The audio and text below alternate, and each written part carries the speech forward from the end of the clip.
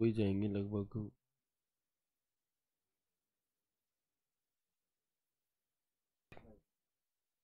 जय हिंद दोस्तों, मैं शिवम गुप्ता स्वागत करता हूं आपका अपने परिवार रोजगार और इंगित पर। उम्मीद करता हूं आप सभी अच्छे होंगे, बेहतरीन होंगे, जिंदाबाद होंगे, एकदम शानदार होंगे। एक बार आप सभी प्यारे साथी बताएंगे आप सभी कैसे हैं। Very very very good evening, Radhe Radhe, जय श्री कृष्णा, जय हिंद, जय माँ सरस्वती। सभी दोस्तों को, सभी प्यारे साथी क्लास से जुड़ जाएंगे, बताएंगे आप सभी कैसे हैं और क्या मेरी वॉइस और वीडियो आप सभी तक प्रॉपर तरह से पहुंच पा रही है या नहीं।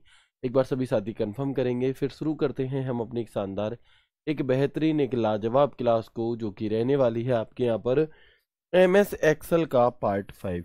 तो बिल्कुल एक बार सभी दोस्त बहुत जल्दी से क्लास से जुड़ जाएंगे, फिर शुरू करते हैं हम अपने एकदम शानदार सेशन को।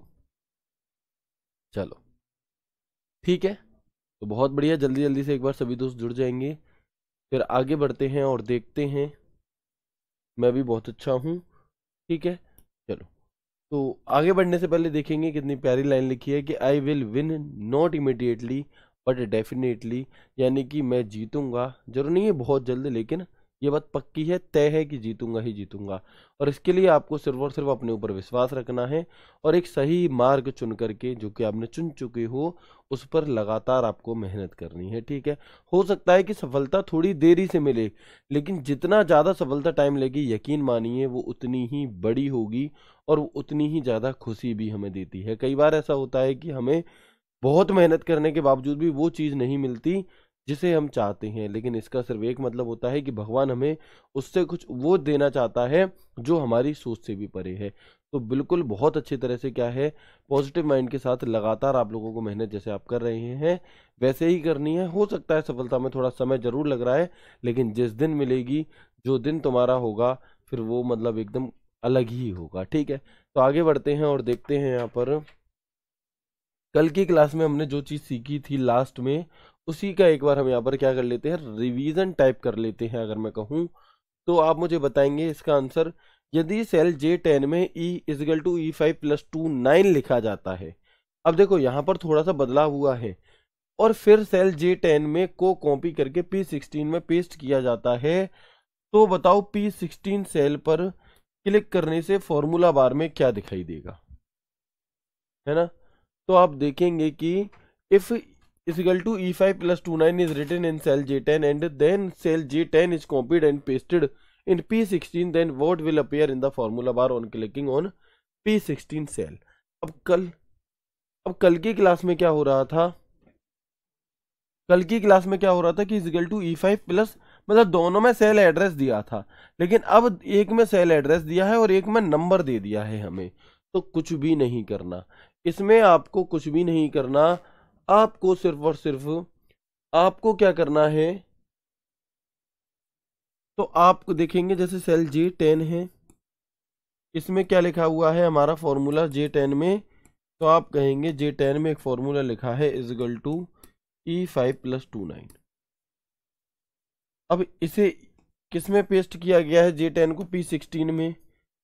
तो अब यहां पर आपको जैसे कल कर रहे थे वैसे ही करो, कि J से E हो गया यानी -5, तो P से -5 करेंगे यानी कि K, 10 से 5 हो गया यानी -5, तो 16 में से -5 करेंगे यानी कि 11।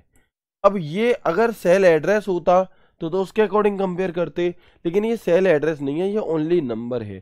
तो नंबर में आपको कुछ भी बदलाव नहीं करना, ऐसा का ऐसा ही रख देना है।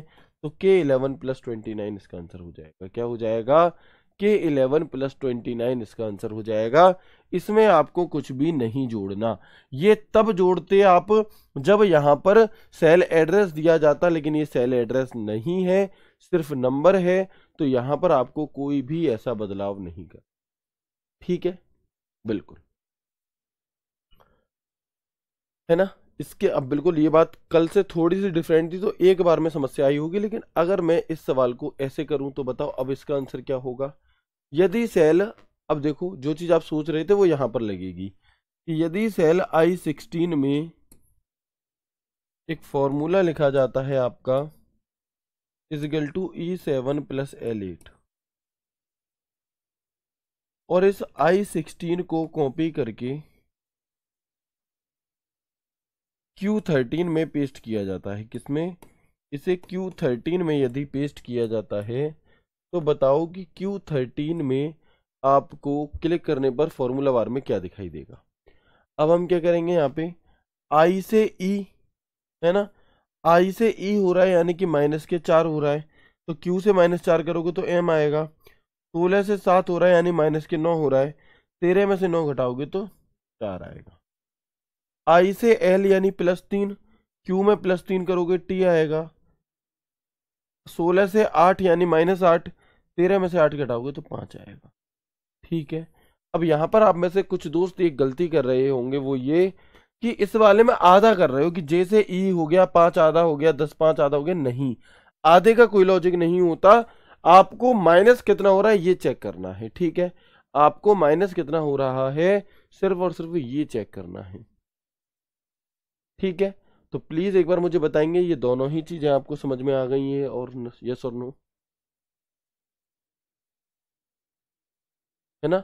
ये हाफ वाला नहीं, कोई लॉजिक नहीं है हाफ का यहाँ पर, सिर्फ माइनस देखो कितना कम हो रहा है, बस ये देखो आप। ठीक है, चलो अगर मैं इसी के जैसा एक और सवाल आपसे इसी पेज पर यहाँ पर पूछ लेता हूँ तो आप मुझे बताएंगे क्या होगा उत्तर।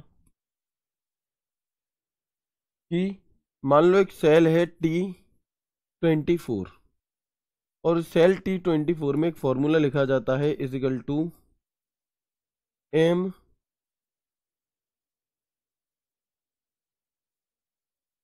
M12। ठीक है, या एक काम करते हैं इसे J12 कर देते हैं आपके कन्फ्यूजन को दूर करने के लिए, J12 + 36। अब इस T24 को पेस्ट किया जाता है किसमें, आपका R18 में। तो बताओ कि अब यहाँ पर इस R18 पर जब आप क्लिक करोगे तो आपको फॉर्मूला बार में क्या दिखाई देगा, है ना।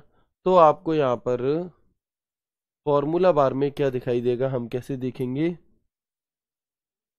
तो T24 से J12 हो रहा है, तो ये मैंने क्यों दिया J12, जिससे कि जो गलती आप पहले कर रहे थे हाफ मानने की वो ना करो। हाफ नहीं मानना है। T से क्या हो गया J यानी -10, तो R से जब -10 करोगे तो कितना बचेगा, H बचेगा। 24 से 12 यानी -12, 18 में से -12 करोगे यानी कि 6 बचेगा, प्लस 36 का 36 ऐसा ही उतर आएगा। और अब आपको फॉर्मूला बार में H6 + 36 दिखाई देगा। क्या दिखाई देगा, H6 + 36। सिर्फ सिर्फ H6 नहीं, = ये बराबर का साइन भी आपको लगाना होता है। ये बराबर का साइन भी क्या है आपको लगाना होता है।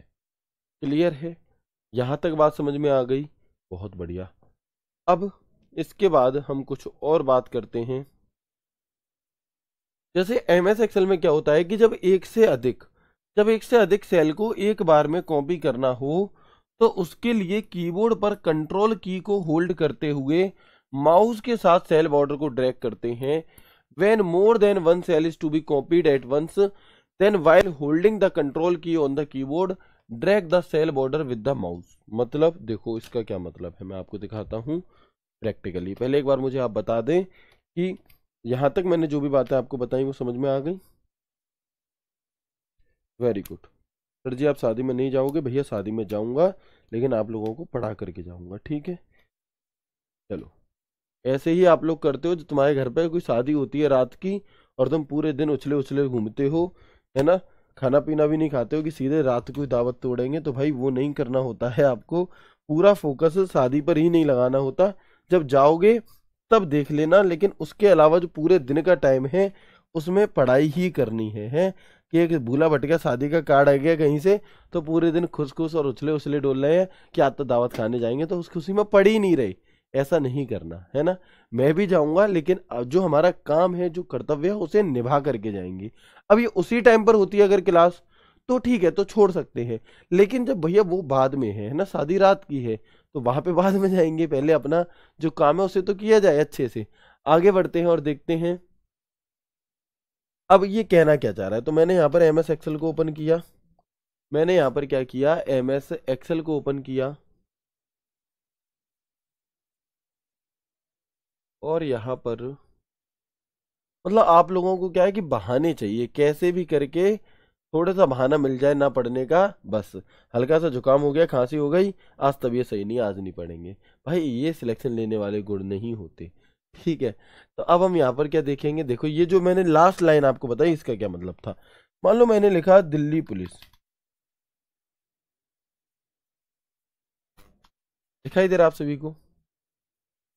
अब मैं चाहता हूं कि ये शब्द है दिल्ली पुलिस, जिस भी प्रकार से यहाँ पर लिखा है, ये यहां से लेकर यहां तक सभी में आ जाए, है ना, सभी में आ जाए।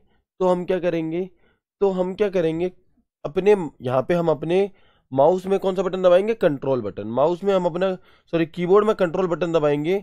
और यहां पर आपको जब अपने कर्सर को ले जाओगे, एक मिनट रुकिएगा, यहां पर जब आप अपने कर्सर को ले जाते हैं इस जगह पे, बॉर्डर के बिल्कुल किनारे पे, जितने नीचे तक आप खींचोगे उतने नीचे तक, उतने नीचे तक यही चीज क्या है आपकी आ जाती है ना, उतने नीचे तक यही सब चीजें क्या है आपकी आ जाती है। तो क्लियर है यहाँ तक, समझ में आई आपको बात। यहाँ पर क्या हो रहा है कि आपने एक सेल में कुछ लिखा, आप चाहते हो कि उस सेल का जो कंटेंट है वो उसकी नीचे की राइट साइड की कहीं की भी और सेल में भी आ जाए। तो आप क्या करेंगे, सिंपली कंट्रोल बटन दबाएंगे। मैं दिखाता हूं आपको, आपको क्या करना है, सिंपली कीबोर्ड में तो कंट्रोल बटन दबा लेना है,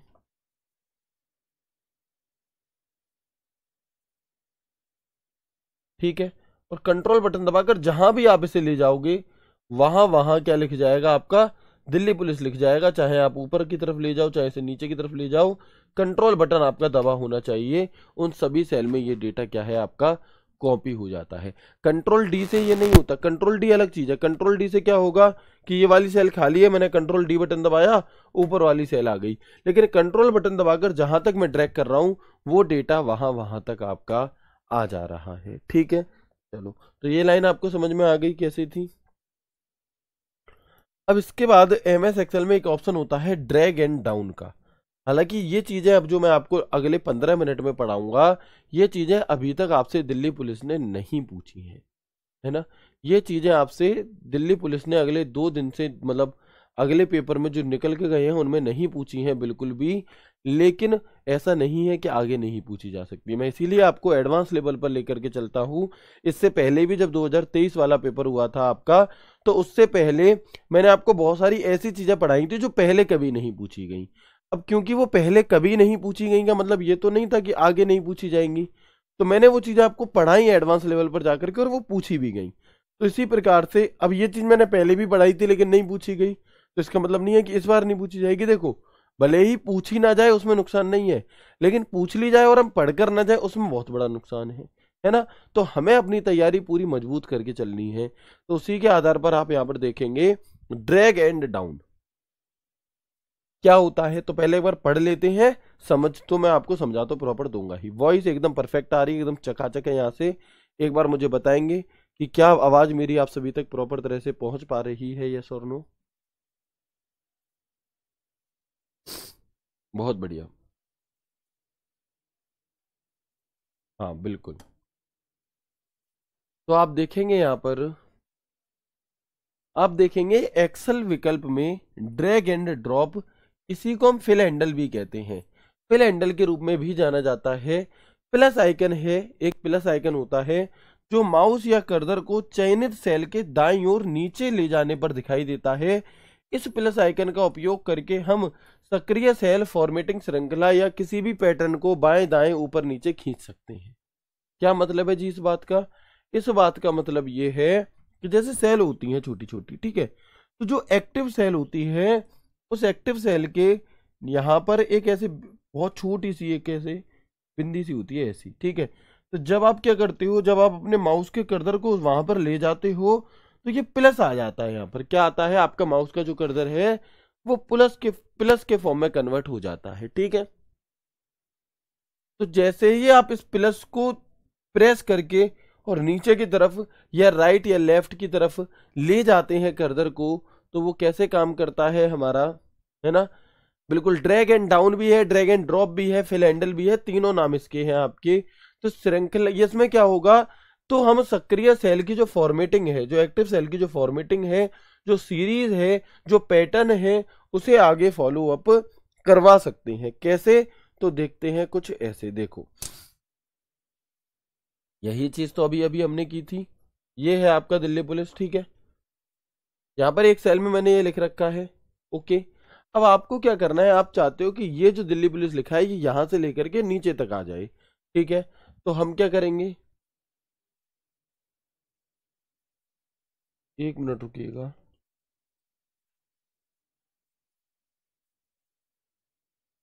तो हम क्या करेंगे, बस देखो यहाँ पर ये आपका कर्सर, ये आपकी सेल है। सेल के यहाँ पे मैं जैसे ही ले जाऊंगा तो मेरा कर्सर प्लस के फॉर्म में बन गया।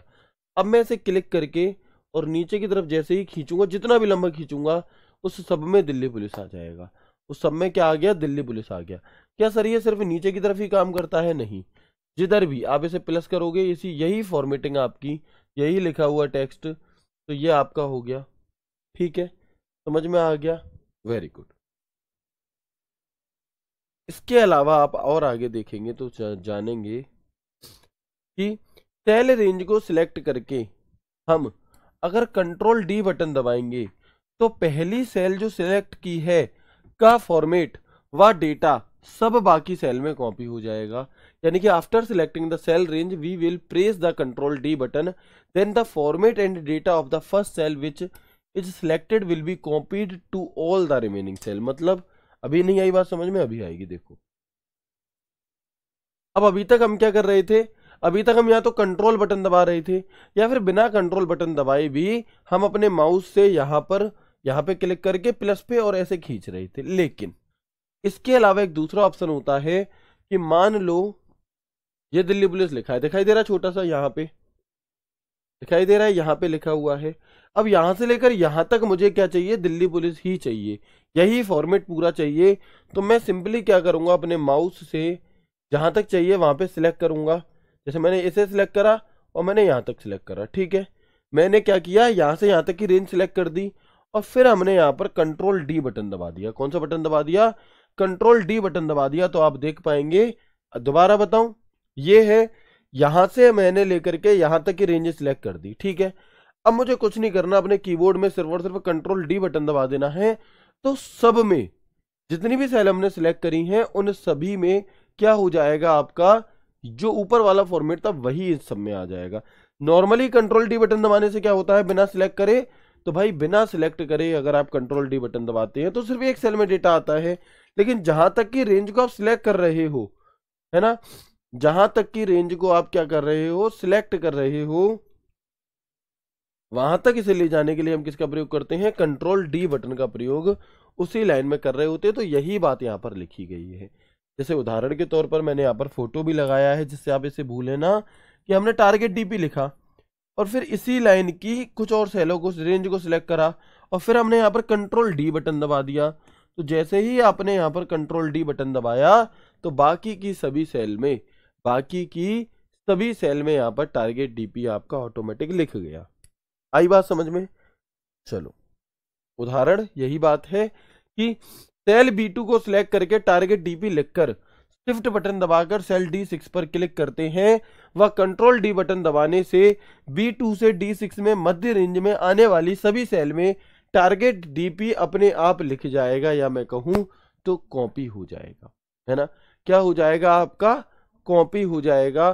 Select cell B2 and right target DP, press the shift button and click on cell D6 and by pressing Ctrl D button target DP will be automatically written copied in all the cells falling in the middle range from B2 to D6। ठीक है,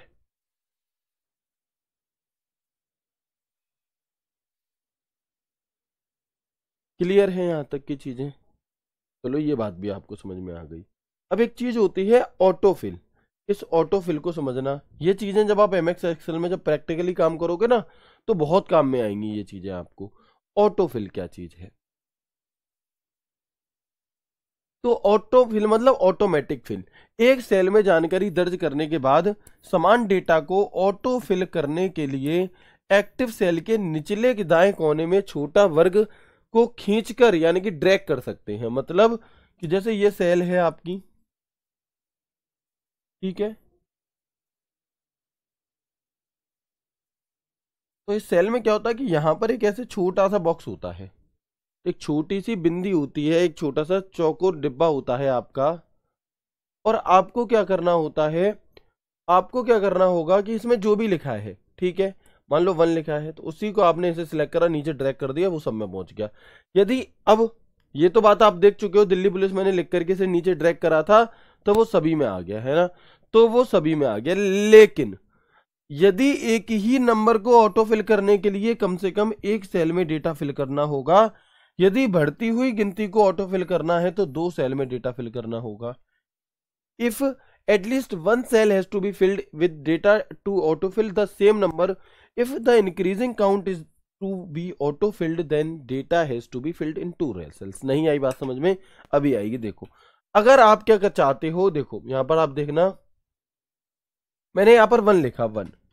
अब अगर मैं इस एक को ही यहां से ड्रैग करके नीचे ऑटोफिल कराना चाहता हूं और मैं नीचे खींचूंगा, तो मैं जितना नीचे खींचूंगा उस सब में एक ही एक आएगा, उस सब में एक ही एक आएगा। लेकिन अगर इसे बढ़ती हुई मैं सीरीज बनाना चाहता हूं तो मुझे कम से कम 2 सेल में उस पैटर्न को लिखना होगा, और फिर मैं इसे जब खींचूंगा तो आप देखोगे कि अब ये अपने आप गिनती लिखती चली जाएगी। क्या लिखती चली गई? आप देखोगे अब ये अपने आप गिनती लिखती चली गई। अगर एक सेल में, किसी एक ही सेल में आपने सिर्फ एक नंबर लिखा और आप उसे ड्रैग कर रहे हो, तो वो ये नहीं समझ पाएगा कि भाई आप क्या है इसकी सीरीज बनाना चाहते हो। वो समझेगा कि एक ही नंबर आपको हर बार चाहिए। लेकिन अगर आप उसे हिंट देना चाहते हो कि भाई मुझे तो गिनती चाहिए, तो आप क्या करोगे, यहाँ पर 1 2 4 5 6 7 इस तरह से चीजों को कर रहे होते हो।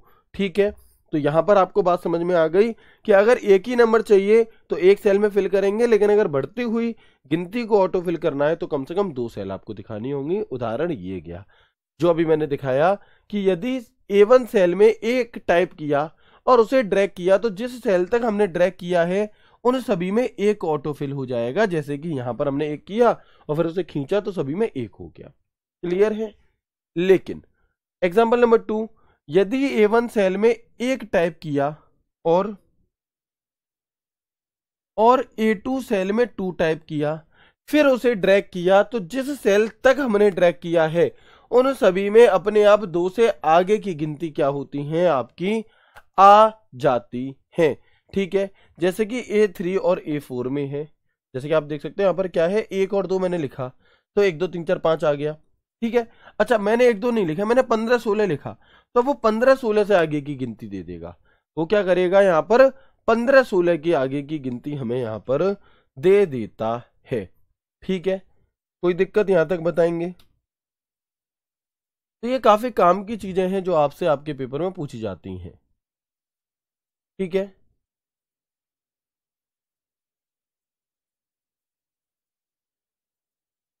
ठीक है, तो ये आपकी ABCD को नहीं करेगा, ये यहां पर नंबर्स को करता है। इसके अलावा अगर मान लो मैंने संडे लिखा, मुझे क्या चाहिए, संडे मंडे ट्यूसडे वेडनेसडे चाहिए, मैंने संडे लिखा। अब संडे को हमें यहाँ पर पैटर्न बताने की जरूरत नहीं है। संडे लिख करके अगर मैं ड्रैग करूंगा ना तो ये automatic Sunday Monday Tuesday Wednesday Thursday Friday Saturday दिखा देगा, अपने आप दिखा देगा। इसमें हमें 2 जगह फिल नहीं करना होगा। देख पा रहे हो आप? देखो,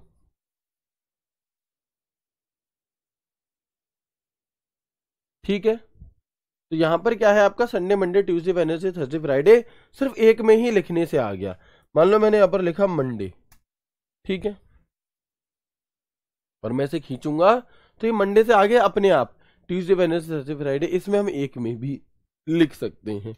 अच्छा, इसके अलावा अगर मैं जनवरी लिखूं तो, सॉरी, अगर मैं जनवरी लिखूं तो आप देखेंगे यहां पर कि जनवरी लिखा और नीचे की तरफ जितना भी हम खींचेंगे अपने आप उसके आगे के सभी महीने एक साथ आपके आते चले जाएंगे।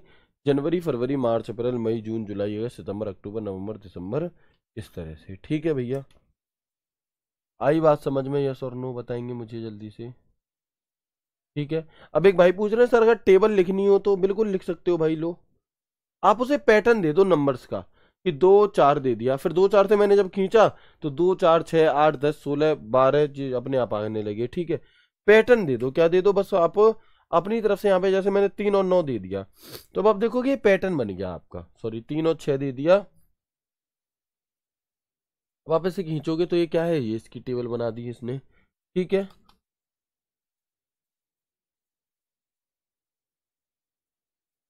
देखो अगर मैंने यहाँ पर ये सीरीज दी कौन सी, ऑड नंबर की, तो 1 3 5 7 9 11 13 दिखाई दे रहे हैं नंबर, सभी दिखाई दे रहे हैं। ऐसे ही अगर आप चाहते हो कि सम की सीरीज बन जाए तो हम क्या देंगे, 2 4, और यहाँ से फिर तो वो सम का तो बन ही रहा है। इसके अलावा आपको क्या देना है, 2 3 5,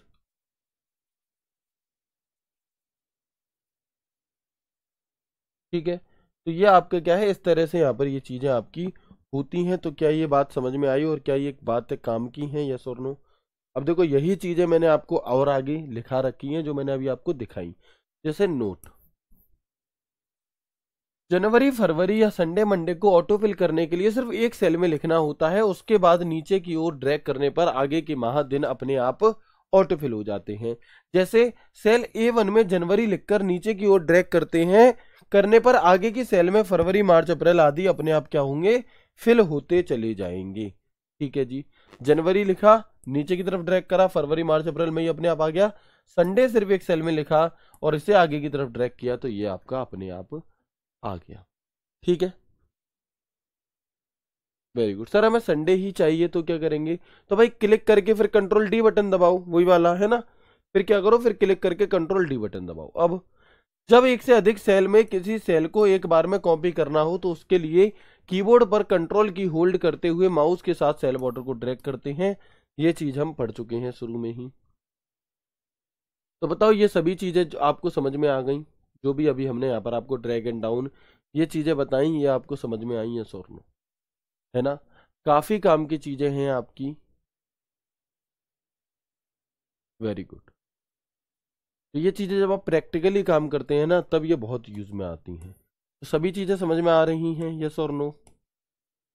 एक बार जल्दी से मुझे बता देंगे यहाँ तक की चीजें समझ में आ गई, फिर हम आगे बढ़ते हैं और चलते हैं अपने MS एक्सेल के मेन्यू बार की तरफ, क्योंकि आज हमारी 5वीं क्लास है और अभी तक हमने अपने मेन्यू बार के जो टूल्स होते हैं उनका दीदार ही नहीं किया है ना। तो दीदार भी जरूरी है भाई। देखेंगे कि कौन कौन से मेन्यू होते हैं, किसकी क्या शॉर्टकट की होती है, फिर उनके अंदर किसके अंदर क्या यूज है, कितने सारे फंक्शन हमने MS वर्ड में जाने, सुपर स्क्रिप्ट, सब script, track changes, header footer, दुनिया भर के। वैसे ही यहाँ पर है। यानी कि अभी तक तो आपको क्या है, सिर्फ और सिर्फ अभी तक तो सिर्फ और सिर्फ शुरुआत थी। अब इसके आगे की चीज आप सीखोगे, लेकिन शुरुआत से क्वेश्चन नहीं पूछे जाते ऐसा कहीं नहीं है। बहुत इंपॉर्टेंट है। जो भी बातें मैंने आपको बताई हैं इन 5 क्लासेस में, ये सभी के सभी बहुत इंपॉर्टेंट हैं। आगे बढ़ते हैं और जानते हैं रिबन या मेन्यू बार लिस्ट इन MS एक्सेल, है ना? रिबन या मेन्यू बार लिस्ट इन MS एक्सेल। तो आप देखेंगे यहाँ पर, तो आप देखेंगे यहाँ पर कि MS एक्सेल के अंदर कौन कौन से, सबसे पहले तो ये पता होना चाहिए कौन कौन से मेन्यू होते हैं। फाइल मेन्यू होता है, वर्ड में भी है एक्सेल में भी है। होम मेन्यू होता है, वर्ड में भी है एक्सेल में भी है। इंसर्ट मेन्यू वर्ड में भी है एक्सेल में भी है। लेआउट मेन्यू वर्ड में भी है एक्सेल में भी है। रिव्यू मेन्यू वर्ड में भी एक्सेल में भी है। व्यू मेन्यू वर्ड में भी है एक्सेल में भी है। हेल्प मेन्यू वर्ड में भी है एक्सेल में भी है। लेकिन लेकिन आप देखेंगे कि जो फॉर्मूला और डेटा जो यहाँ पर ग्रीन कलर में लिखे हैं, ये तो ऐसे मेन्यू हैं जो सिर्फ और सिर्फ MS एक्सेल में मिलेंगे, ना MS वर्ड में मिलेंगे, ना MS पावर पॉइंट में। अच्छा, MS वर्ड के कोई ऐसे मेन्यू हैं क्या जो सिर्फ MS वर्ड में होते हैं? तो हम कहेंगे जी बिल्कुल हैं। कौन कौन से? तो एक तो होता है मेलिंग और एक होता है रेफरेंसेस। ये दो मेन्यू हमारे ऐसे होते हैं जो सिर्फ और सिर्फ MS वर्ड में होते हैं, MS एक्सेल में नहीं होते।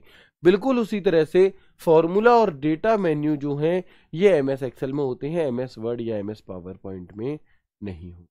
ठीक है, चलो।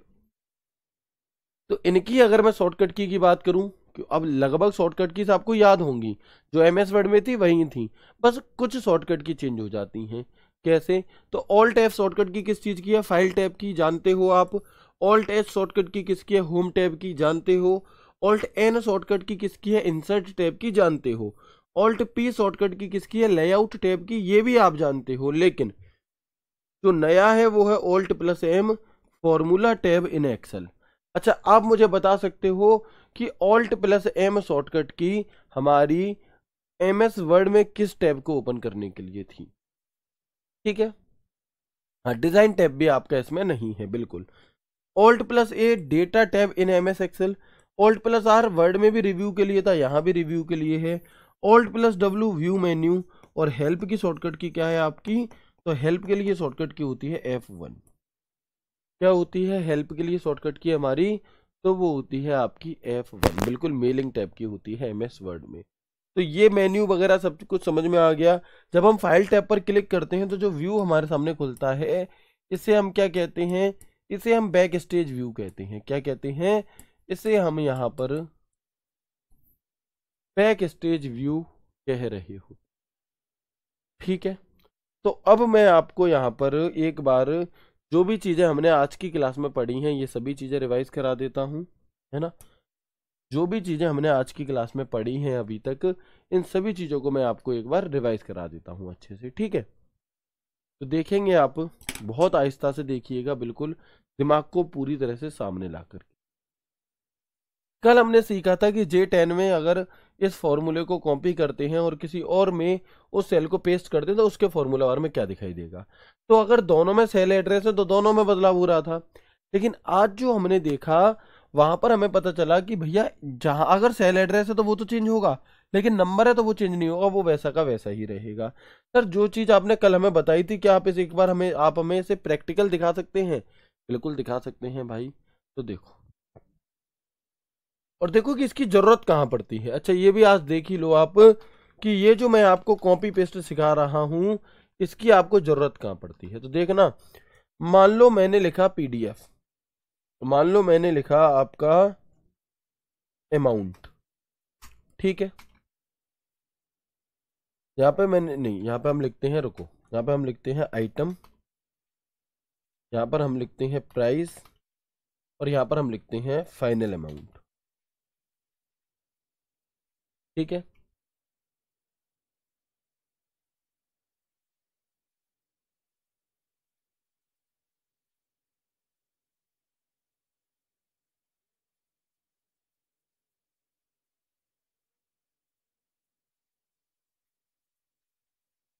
देखो, अब आप यहाँ पर क्या कर रहे हो, कोई ऐसे चार्ट बना रहे हो जिसमें आपको आइटम नेम जैसे आपसे पूछा गया, मान लो कि भैया मैगी, ठीक है। तो मैगी कितनी, कि 83 मैगी चाहिए, ठीक है जी। इसके बाद क्या है, dairy milk, dairy milk chocolate कितनी चाहिए जी, 100 डेयरी मिल्क चॉकलेट चाहिए। फिर हमने यहाँ पर लिखा 5 स्टार चॉकलेट, ठीक है। अब ये जो 5 स्टार चॉकलेट है आपकी, ये हमें कितनी चाहिए मान लो, तो ये हमें चाहिए 50, ठीक है। इसके अलावा जो भी आपको यहाँ पर समझ में आए, राइस, ठीक है जी। तो हमने यहाँ पर लिखा 20 किलो, ओके। इस तरह से हमने यहाँ पर कुछ आइटम लिखे, कुछ हमने यहाँ पर क्या कर लिया, आइटम्स के नाम लिख लिए, और क्वांटिटी हमने यहाँ पर लिख ली। अब प्राइस लिख दो कि एक मैगी कितने रुपए की है, मान लो एक मैगी मैंने लिखी 15 रुपए की है, ठीक है। एक डेयरी मिल्क कितने रुपए की, मान लो 20 रुपए वाली ले रहे हैं। एक 5 स्टार चॉकलेट कितने की है, मान लो 50 वाली ले रहे हैं। 1 किलो चावल कितने की है, मान लो 80 रुपए वाली ले रहे हैं, ठीक है। तो मैंने ये इस तरह से लिख दिया। अब समझना, जो मैं कॉपी पेस्ट करने की कह रहा हूँ वो काम कहाँ पर आता है आपका, है ना। तो आप देखोगे आपने सिर्फ एक सेल में, कहां पर, एक सेल D2 में एक फॉर्मूला लिखा, और वो फॉर्मूला क्या था, इजिकल टू D2B2 गुणा के C2, ठीक है। और आपने क्या किया, एंटर बटन दबा दिया। क्या किया आपने, एंटर बटन दबा दिया। तो यहां से आपको क्या देखने के लिए मिल गया, यहां से आपको इसका अमाउंट देखने के लिए मिल गया, ठीक है। लेकिन अब बात ये नहीं थी कि अमाउंट देखने के लिए मिलेगा, मैं ये नहीं समझाना चाह रहा, ये तो मैं आगे समझाऊंगा।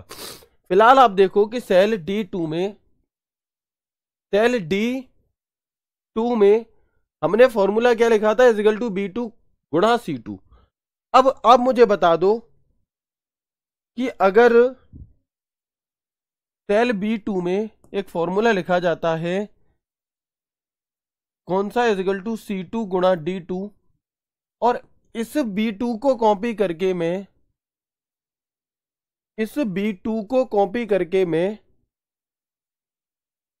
सॉरी 1 मिनट रुकेंगे, थोड़ी सी मैंने गलती की है। यहां पर हम लिखते हैं D2, सेल D2 में एक फॉर्मूला लिखा हमने B2 और C2,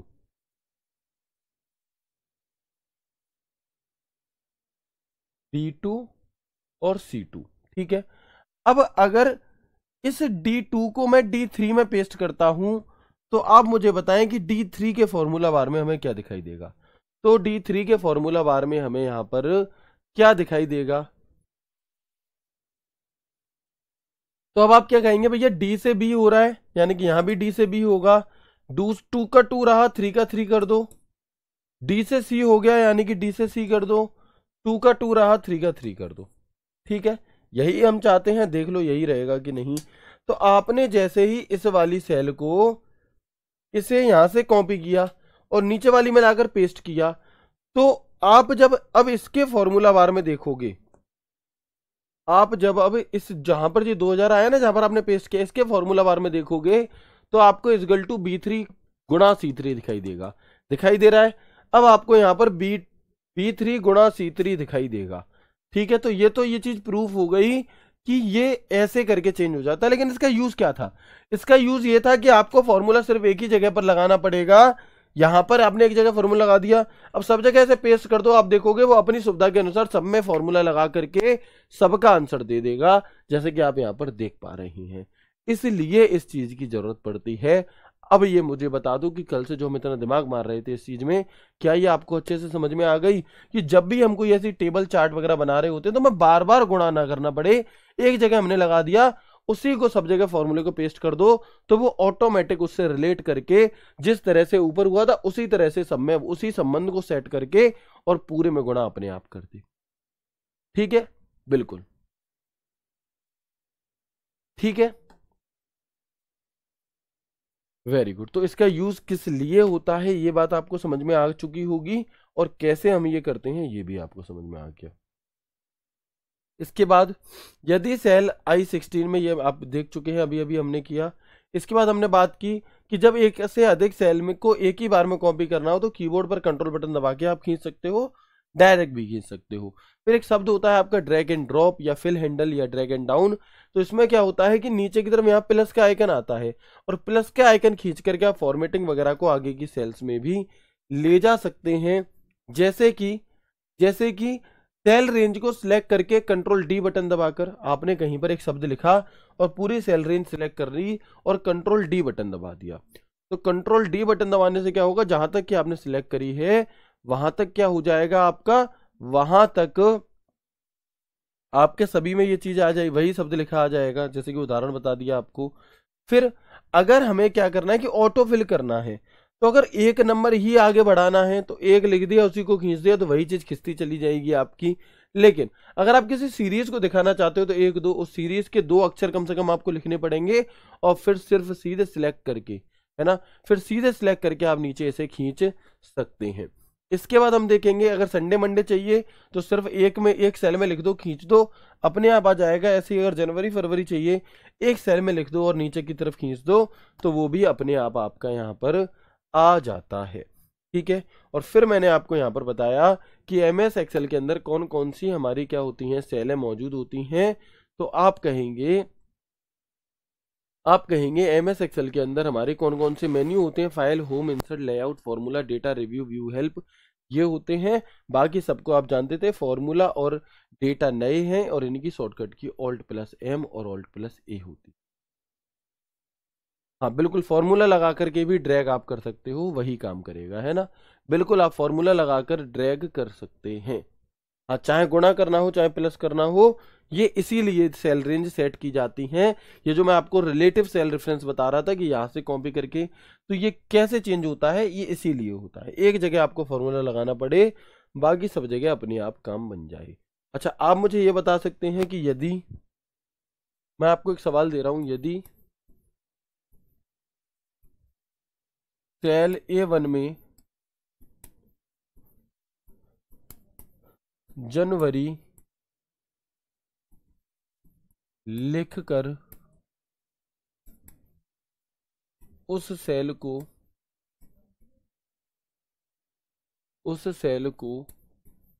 सिलेक्ट करके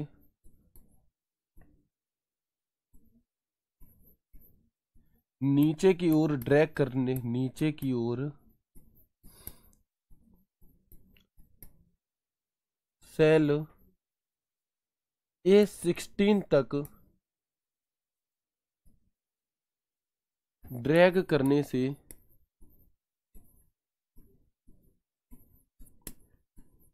सेल A16 में क्या शो होगा, क्या शो होगा। ठीक है, अब ऑप्शन ए है आपके सामने जनवरी, ऑप्शन बी है आपके सामने अप्रैल, ऑप्शन सी है आपके सामने अगस्त,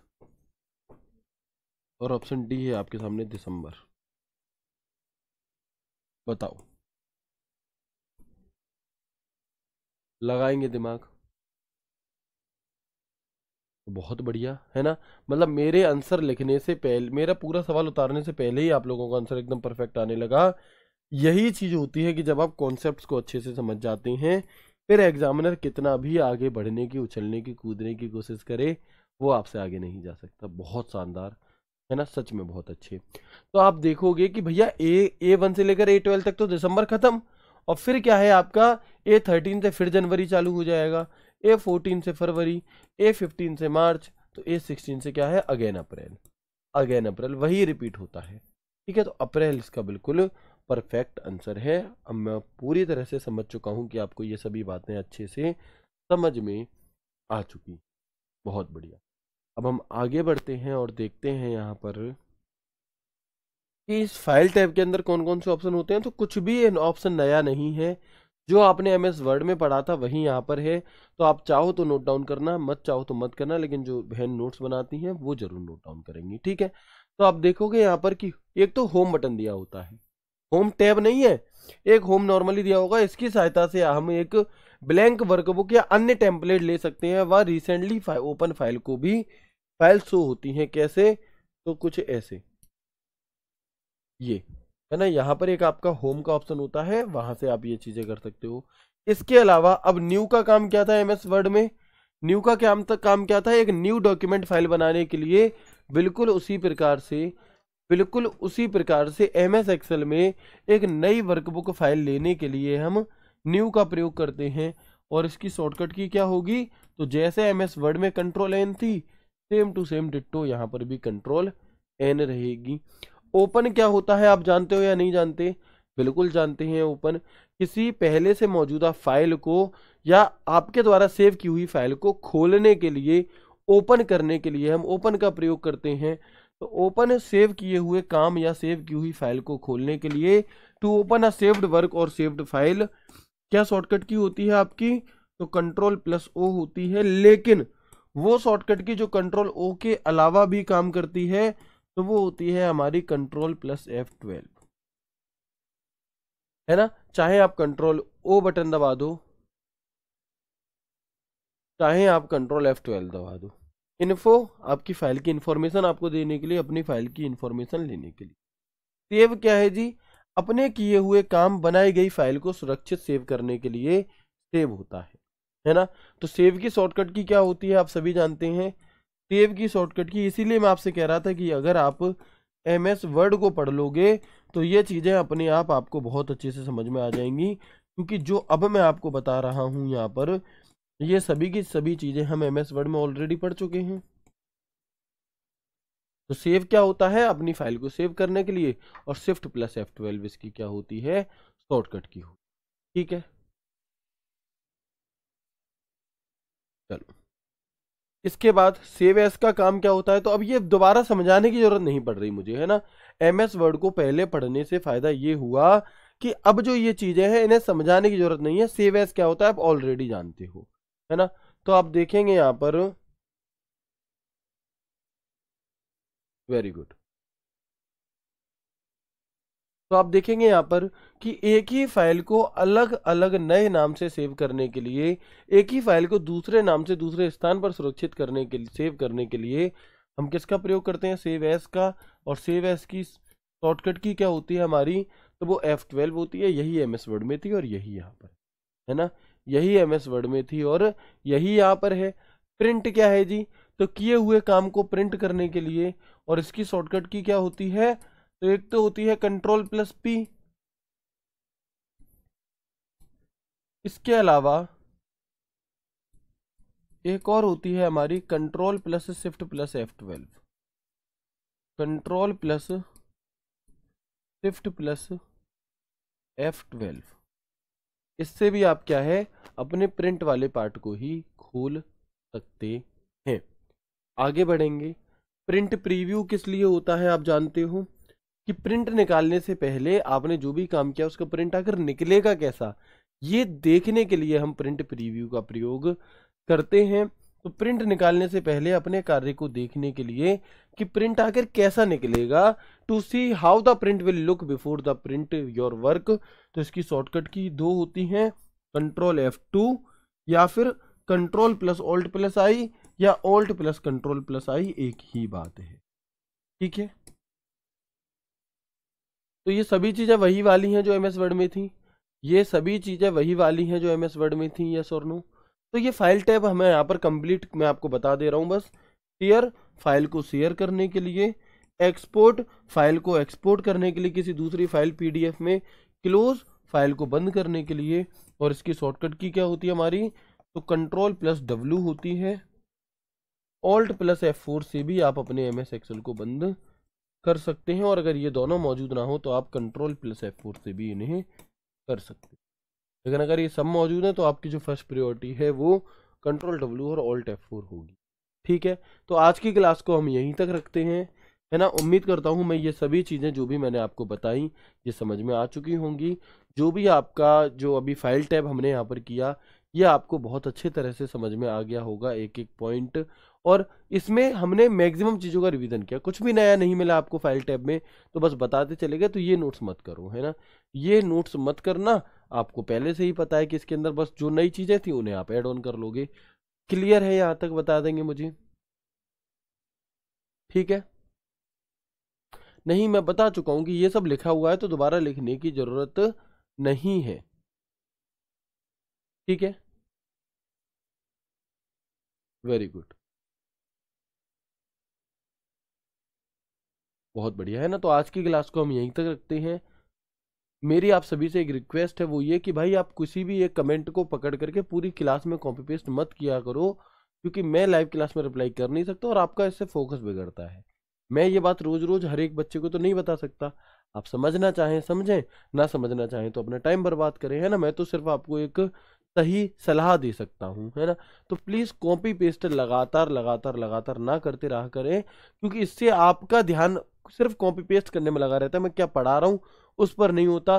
फिर आप अगली क्लास में पूछते हैं कि सर ये क्या है कि वो क्या है, तो प्लीज ऐसा ना करें, है ना। ये हर एक चीज, हर एक पॉइंट जो मैं आपको बता रहा हूँ, हर एक बात जो मैं बोल रहा हूँ अपने आप में बहुत महत्वपूर्ण है, आपके पेपर में पूछी ही पूछी जाएगी, इसलिए। ठीक है, वाह, है? एक भाई कह रहे हैं नंबर क्या है भैया आपका, अभी दे रहा हूँ, है ना। चलो बहुत बढ़िया, है ना, बहुत बढ़िया। अगर आप लोगों का कोई डाउट है, आज हमारे पास थोड़ा सा समय है, तो अगर आप लोगों के मन में कोई डाउट है तो आप मुझसे पूछ सकते हो, मैं आपके सामने खड़ा हूँ, बता दो, पूछ लो। रिवीजन करना होगा, बिल्कुल करना होगा रिवीजन। कंप्यूटर की बुक भाई इस 10 मार्च को जो सेल आएगी उसमें मिलेगी, उस बुक को आपको लेना है, ठीक है, उससे आपको प्रैक्टिस भी करनी है। हाइट बढ़ाने के बारे में बता दो भाई, यूट्यूब पे वीडियोस देखो, कुछ एकेडमी है, कुछ अभी एक हमारे यहाँ क्या था, फिर मॉक रनिंग हुई थी, उसमें एक कोई मतलब आए थे, ट्रेनर आए थे, उन्होंने खड़े होने के तरीके, या जिन बच्चों की हाइट मतलब एज अभी कम है, 18 19 20 21 साल है, उन्होंने कुछ एक्सरसाइज बताई थी जिससे कि थोड़ी सी हाइट पर फर्क पड़ सकता है, लेकिन एक एक एज पर जाने के बाद हाइट पर फिर फर्क नहीं पड़ता, है ना। अगर पॉइंट पॉइंट की बात है तो वो आप शायद एक्सरसाइज से बढ़ा सकते हो, इसके आगे नहीं। ठीक है, बहुत बढ़िया, है ना। क्विज आपकी होगी कब, क्विज होगी सैटरडे को, उसे जरूर लगाना, उससे अपनी तैयारी को मजबूत देखना, लेकिन क्विज लगाने से पहले एक बार रिवीजन जरूर कर लिया, एक बार रिवीजन जरूर कर लिया करो बच्चे।